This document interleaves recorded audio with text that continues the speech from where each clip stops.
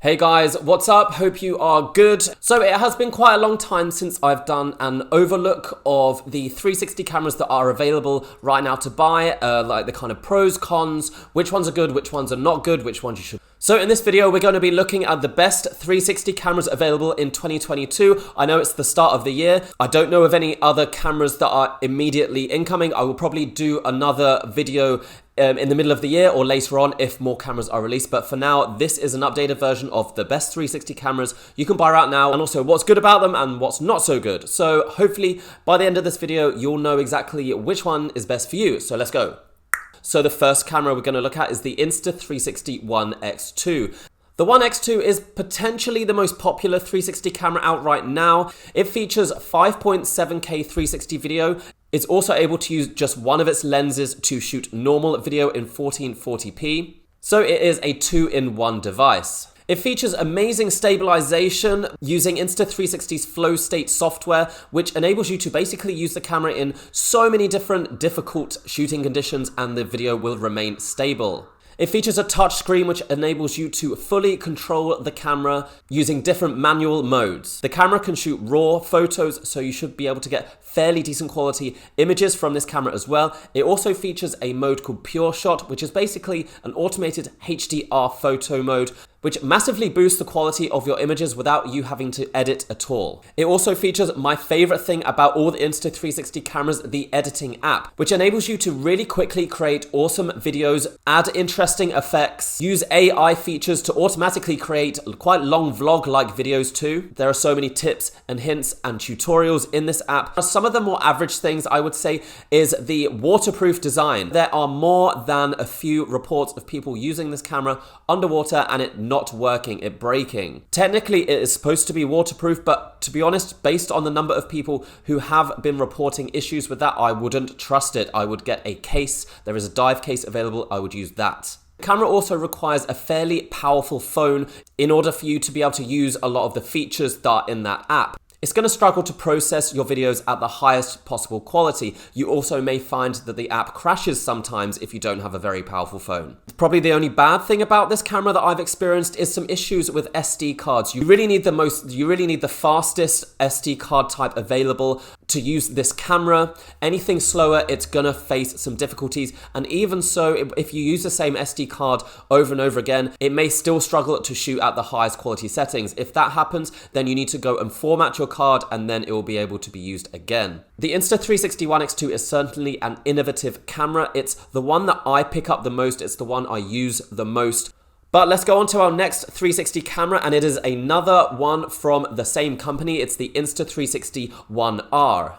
Now, the difference between this camera and the previous is that the Insta360 One R is a modular camera. It's a modular system which allows you to unplug it, literally take it apart, and add different modules in which have different capabilities. There is a 360 mod, a 4K mod, which basically allows it to act like a GoPro, like a normal GoPro, and then a 1-inch mod, which is a much larger lens, allows you to shoot higher quality videos and photos with a much larger sensor compared to most other action camera sensors.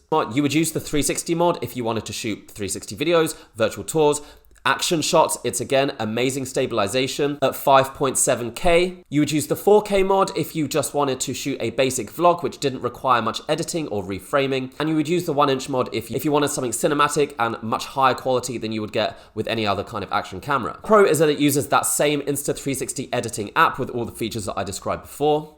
In fact, apart from the modular nature of the camera, there's not that much difference between the One X2 and the One R. The only difference is that the One R is a lot more expensive if you want all three of those modules. I would really only recommend the Insta360 One R if you were going to get that 1-inch module as well, because that does really put it above or is a unique selling point compared to any other action camera out right now. If you just wanted it for 360, then I would suggest getting the One X2. But if you wanted that cinematic advantage, then the One R is decent. The 1-inch lens is really capable of shooting some high quality video. The bad points of this camera again mirror those of the One X2. It seems to be a company thing. Once again, it's waterproof. However, there have been reports that this is not always the case. Again, I would not recommend it unless you had a particular dive case or waterproof case to go with it. Again, long processing time using your phone or your laptop if it's not powerful. And like I mentioned, it is expensive. Again, while this is not a perfect camera, the modular idea was good. Have they taken full advantage of it? No, they did say they would release more as time went on, and they have not. But there are constant updates for both of these cameras. The Insta360 cameras get updated quite a lot. The One R has been out for well over a year and a half now, and the last update was just a couple of months ago, which added more features. So Insta360 does tend to support their cameras for at least a few years. Okay, next up from a completely different company, you'll be pleased to hear, is the GoPro Max. This was probably my favorite 360 camera when it came out, and I think it was way ahead of its time. It is a couple of years old now. I have no idea if GoPro are going to be releasing another one, but this still remains an excellent 360 camera. It can shoot 5.7K 360 video. It features some amazing color technology. I would still argue that the Max in some situations can shoot the highest quality 360 video out of any of these cameras that I've mentioned. It is a 2-in-1 camera. It features something called Hero Mode, which uses just one of the lenses to shoot 1440p video. It is waterproof and comes with lens protectors, which should protect the camera from any knocks and scrapes. I have not heard any reports of the Max failing while underwater, so this does seem to be a camera that does actually work without a case underwater and doesn't break. It features amazing stabilization technology, similar to what you can find in the Insta360 cameras. If you attached this to a surfboard, car, if you ran with it, a skateboard, I don't know, skiing, this camera would be able to withstand all of those intense tests of stabilization, and the camera and the video is going to come out looking very smooth. Another positive is that it has a large screen for full manual control. It also features 4 microphones for ambisonic audio. Something that's good but not great about this camera is the editing app. While it does have some built-in features like color correction, like automatic vlog creation, you can add text, you can combine clips together, add music, which is all built in within the app. There's not as many options as with the Insta360 app. There's not as many unique effects or tutorials or stuff like that. Something that's not so good about this camera is the fact that they've basically stopped supporting it. They have also updated their desktop software to be able to be used with both Windows and Mac. And this is a quite useful app for reframing. However, that's basically the only thing that's been added for this camera. The GoPro Max also lacks some of the photo capabilities of other cameras in this video. For example, it doesn't have a HDR mode, it can't shoot DNG RAW, and the resolution of the images is lower than other cameras. The camera is around 2 years old now. I would really hope, and like for GoPro to create another generation of this camera, because I think they did so well last time. However, we'll have to wait and see. I think if it doesn't happen this year, then it probably won't happen at all. Next up is the Ricoh Theta Z1. This is also a camera that's a couple of years old now, but once again was way ahead of its time and still remains a really awesome device to this day. If you are looking for a camera to create virtual tours and more interested in photos rather than videos, then this is the camera to get. It is probably the only camera you should get if you're interested in those things. The Theta Z1 features 2 1-inch sensors, which allows it to create much higher quality photos than any of the other cameras that I've mentioned on this video. The Theta Z1 can shoot DNG RAW images for maximum quality, and the quality that you can get from this camera is good enough for professional virtual tours. You can make money with the camera, you can start a business, as many people have. The camera is also the only 360 camera to feature variable aperture, which allows you to adjust for more varied environments, particularly in low light conditions. One of the more interesting aspects of the Z1 is the ability to increase its functionality using plugins. You're able to download these plugins and install them into the Theta Z1, and it will allow for features such as wireless live streaming, continuous shooting, voice trigger. Many of these are created by Ricoh, but others are created by users themselves. So take a look at the store and you'll see there's very many options to choose from.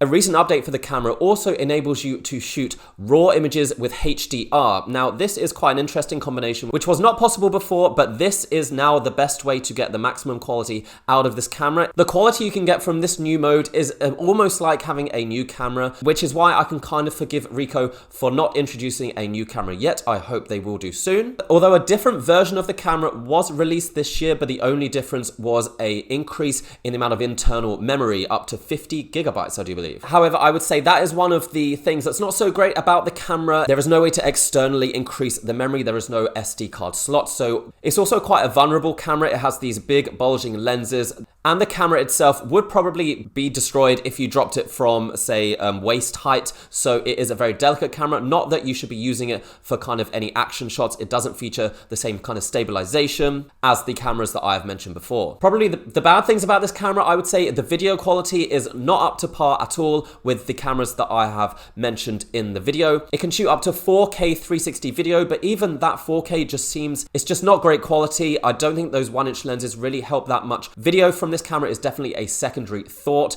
Lastly, it is expensive. It's the most expensive camera on this list. Again, it is a semi-pro camera. It can be used for professional photography, for virtual tours. I've used it for that, and many other people have, so you can kind of get away with charging a little bit more. The final camera to look at is not my favorite one. It's the QooCam 8K. Now, I had this for a while and it just didn't get on with it, to be quite honest. It was the first consumer 360 camera to offer 8K resolution 360 video, along with 4K at up to 120 frames per second. That was quite revolutionary when it was announced. Now, while the camera can indeed shoot 8K video, the end result wasn't particularly impressive as far as I was concerned. I didn't really notice the difference between a 5.7K and an 8K video. I also found the stabilization software to be lacking. It certainly did not offer the same level of stabilization as, for example, the GoPro Max or the Insta360 cameras. The main issue with this camera was the fact that many of them were defective in the first round of manufacturing. The camera would swell, the lenses were not quite calibrated to the camera, so everything looked a little bit blurred.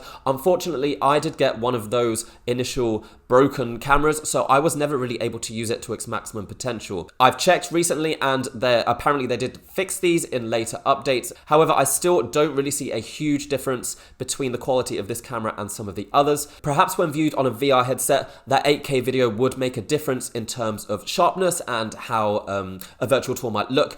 So guys, that's about it. Those are the cameras that are available right now that I think are worth looking at. The only other camera that I might recommend is the Ricoh Theta Z1, which is kind of a cheaper, less high quality, more consumer focused version of that Ricoh Theta Z1. Again, it is more photo orientated, so if you wanted like a casual, cheaper camera for shooting 360 photos, then this could be good for you because it can still produce some decent quality images. Each one of these cameras does actually have a unique selling point and a reason to buy it. I would not say there is just one particular one that's the best. You can see I've tried to make it quite clear just from that kind of smiley face system that I have. Yeah, you can decide for yourself. Personally, I tend to pick up the Insta360 One X2. The Ricoh Theta Z1 is obviously a semi-professional camera, and I would use that for any kind of higher level photography. So guys, I hope that's been useful.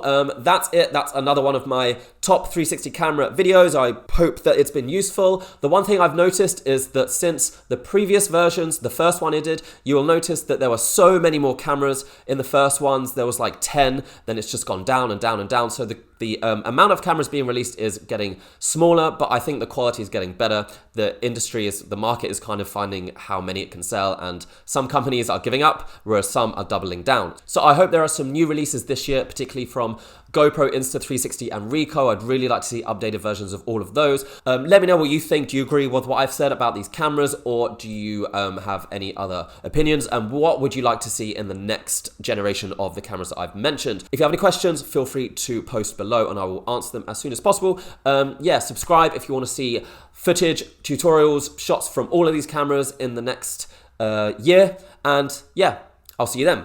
Bye.